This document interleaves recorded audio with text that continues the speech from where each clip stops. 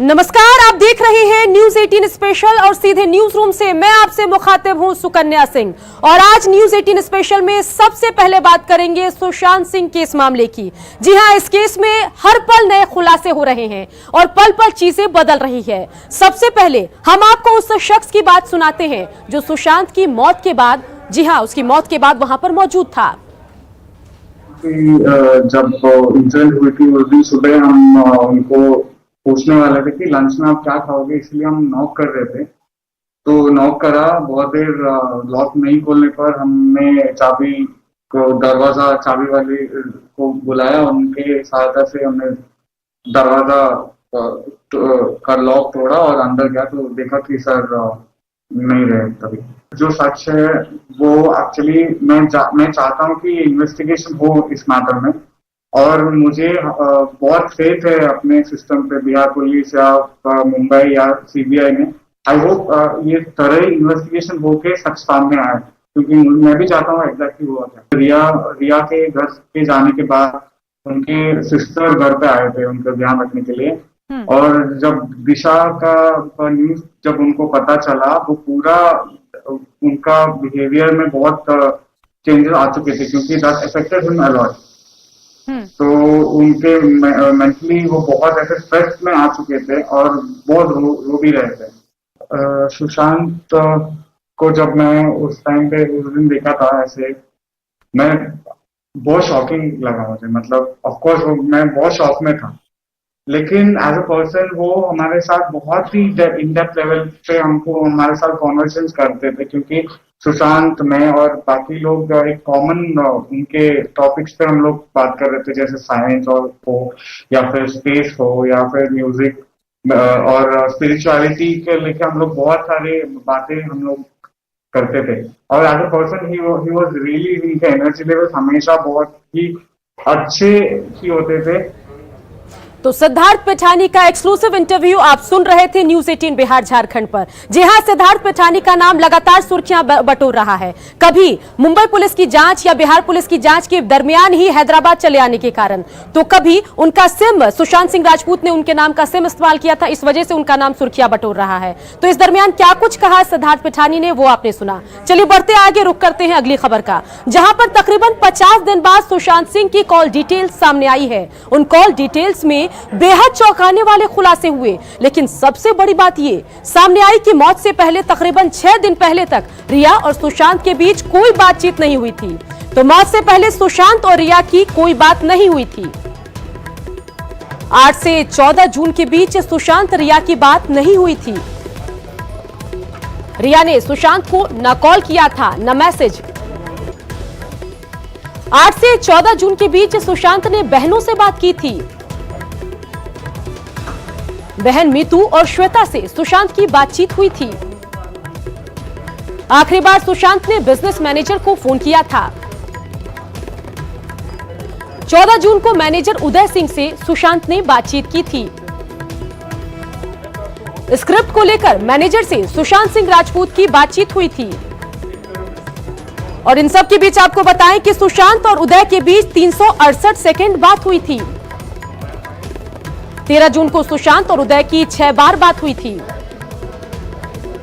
तो 24 घंटे में क्या कुछ हुआ ये आपको बताएं। सबसे बड़ी अपडेट इसमें यह है कि सुशांत सिंह राजपूत का कॉल डिटेल सामने आ गया, और इसमें सबसे बड़ा खुलासा कि उनकी गर्लफ्रेंड रिया चक्रवर्ती से उनकी कोई बातचीत इस दरमियान नहीं हुई थी। हां, किसी स्क्रिप्ट को लेकर उनकी बात हुई थी, अपने बहनों से वो संपर्क में थे, लेकिन गर्लफ्रेंड से ना फोन पर बात हुई ना कोई मैसेज आया।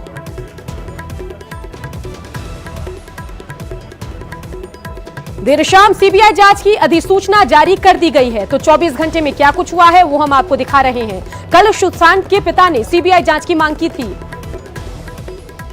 मुंबई पुलिस अब तक 59 लोगों के बयान दर्ज कर चुकी है। आईपीएस को 3 दिन बाद भी बीएमसी छोड़ने को तैयार नहीं। तो चलिए अब बढ़ेंगे आगे, रुख करेंगे अगली खबर का, जहां सुशांत केस में कई गुत्थी अभी खुलनी बाकी है। सुशांत सिंह राजपूत के असिस्टेंट रहे अंकित आचार्य ने न्यूज 18 से एक्सक्लूसिव बातचीत की। इसमें उन्होंने कई राज बेपर्दा किए। उन्होंने सुशांत सिंह राजपूत के डिप्रेशन की, जी हां, उनके जो डिप्रेशन में होने की, अवसाद में होने की बात कही जा रही है, इस बारे में भी उन्होंने कई बात कही। साथ ही भूत प्रेत को लेकर सुशांत क्या सोचते थे, इस पर भी उन्होंने अपने विचार साझा किए। चलिए सीधे आपको वो बातचीत सुनाते हैं। जी, आपको ऐसा लगा कि सुशांत जो हैं वो किसी चीज में बिलीव करते हैं, जैसे कि थोड़ा अंधविश्वास है, भूत प्रेत हैं, या फिर घर में किसी का आना होता था, पंडित जी आते थे या कोई तांत्रिक आते थे, या ऐसा कुछ कभी आपको ऐसी शंका हुई या आपने कभी देखा?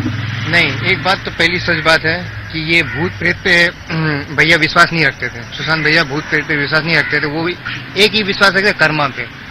कर्मा पे विश्वास रखते हैं और कर्मा ही उनका पूजा है। वो भोलेनाथ का सबसे बड़ा भक्त थे।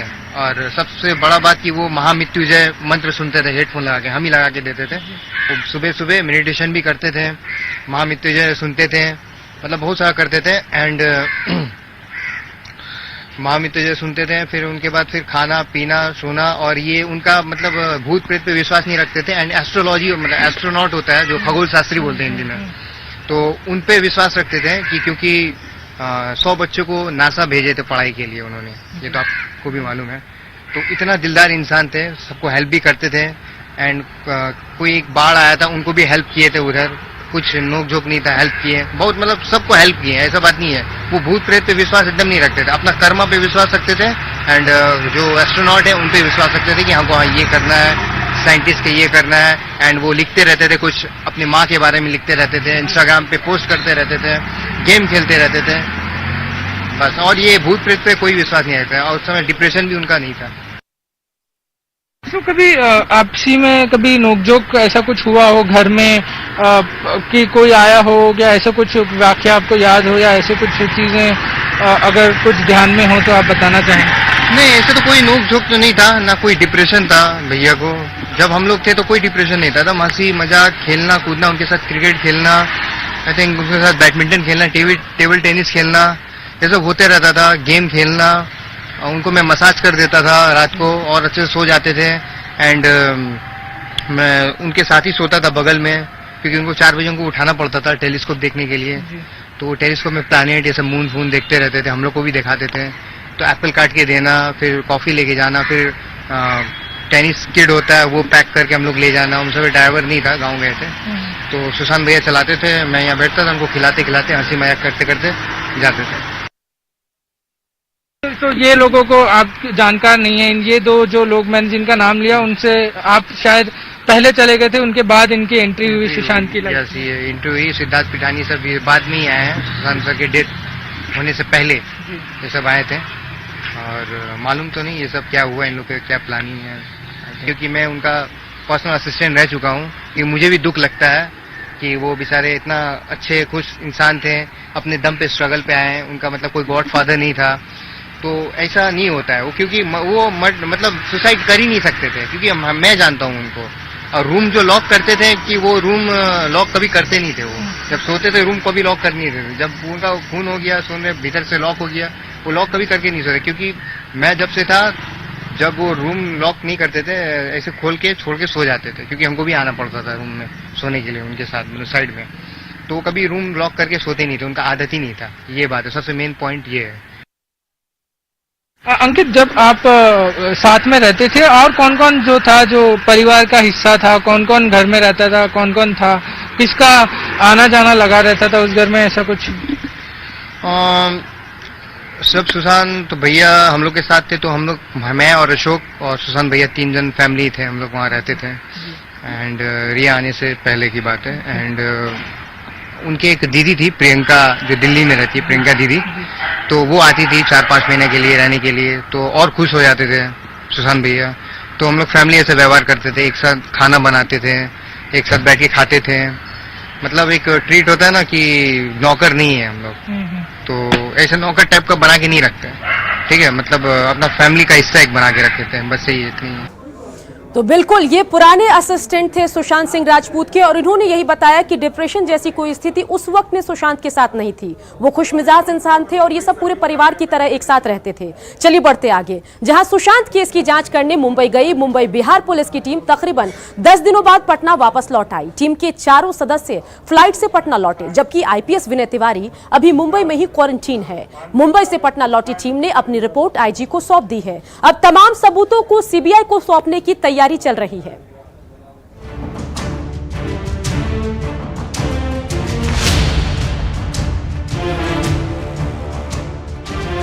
पटना पुलिस जिंदाबाद के नारे। नजर क्या लगता है उसमें, क्या परिस्थिति आपको दिखती है, नजर क्या लगता है? पटना एयरपोर्ट पर पहुंचते ही फूलों से स्वागत।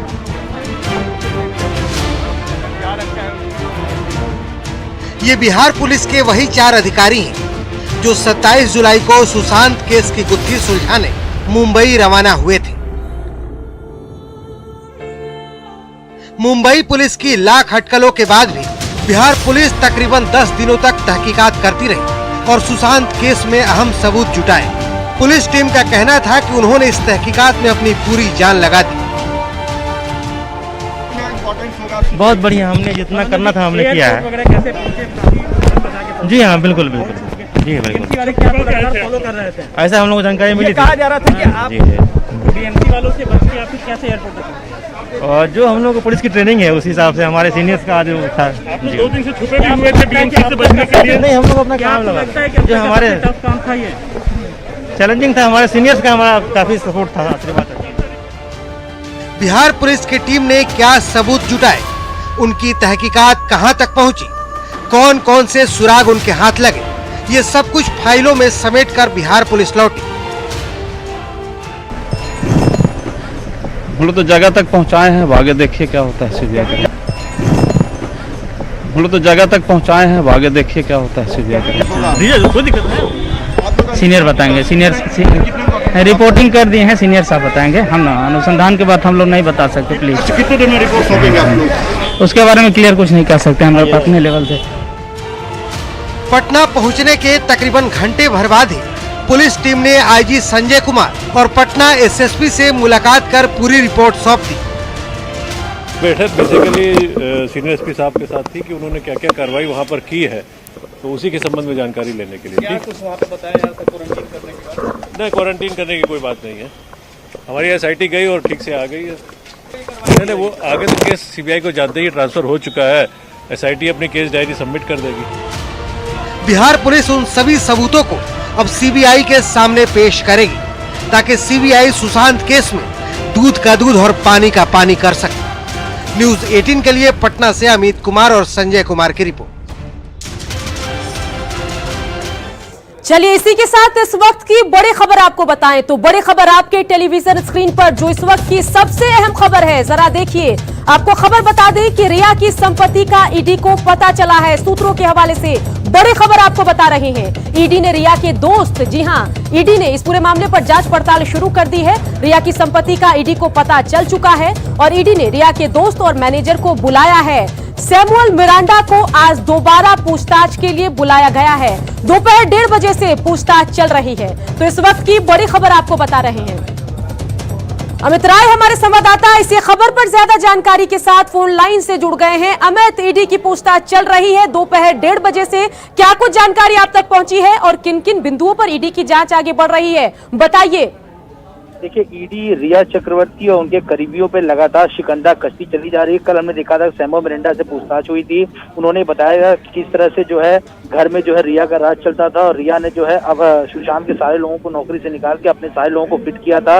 और ईडी ने ये भी सवाल किया था कि जो 2 सिम आखिर में थे सुशांत के पास, उसमें से एक सिम जो है सैमुअल मिरांडा के नाम था, उसके बारे में पूछताछ हुई। आज ईडी को एक महत्वपूर्ण जानकारी ये मिली थी कि कुछ प्रॉपर्टीज है रिया की, उसके बारे में जानकारी मिली थी। इन्होंने दोबारा जो है सैमुअल मिरांडा को जो है बुलाया पूछताछ के लिए। 1:30 बजे लगातार पूछताछ चली, चूंकि सैमुअल मिरांडा जो है मैनेजर था रिया का, बहुत करीबी था, राजदार था। तो ईडी लगातार 1.5 बजे से जो है इससे पूछताछ कर रही है। इसके पहले हमने देखा कि ईडी ने रिया से और सुशांत के सीए से पूछताछ की थी। जिस तरह से 4 कंपनियां बनी थी, उनमें से एक में रिया डायरेक्टर थी, एक में उनका भाई डायरेक्टर था।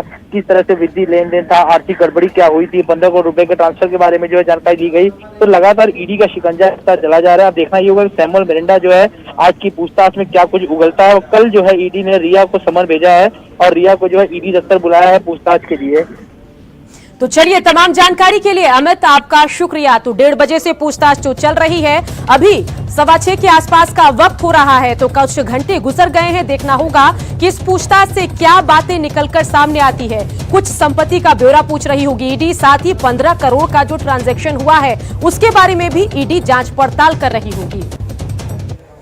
तो सुशांत के इस मामले में लगातार रोज नए खुलासे हो रहे हैं। रिया चक्रवर्ती पर शिकंजा जो है वो कसता जा रहा है। सीबीआई ने भी एफआईआर दर्ज करने का प्लान बना लिया है, साथ ही ईडी की पूछताछ भी चल रही है। चलिए बढ़ते आगे, अहम खबर आपको बताएं, जहां सुशांत केस की सबसे अहम किरदार रिया चक्रवर्ती, जिसका सामना कल ईडी से हो सकता है। रिया को ईडी ने कल मुंबई स्थित दफ्तर में पूछताछ के लिए बुलाया है। कल किन किन सवालों से रिया का सामना हो सकता है वो भी हम आपको बताते हैं। तो आप और आपके परिवार में कौन कौन है, ये वो सवाल हैं जो कल ईडी रिया से पूछ सकती है, क्योंकि कल ईडी और रिया चक्रवर्ती का सामने की संभावना है। आपकी कंपनियों का टर्नओवर कितना है, ये अहम सवाल जो ईडी रिया से पूछ सकती है। साथ ही ईडी पूछ सकती है कि आपकी कितने बैंक अकाउंट हैं, किन किन बैंकों में आपके खाते हैं। और इसके अलावा ईडी पूछेगी कि आपके बैंक खाते में कितनी रकम है। और साथ ही ईडी का यह भी सवाल हो सकता है कि आपके नाम पर कहां कितनी संपत्ति है, और आप और सुशांत लिव इन रिलेशन में थे, क्या आप सुशांत के बिजनेस में साझेदार थीं?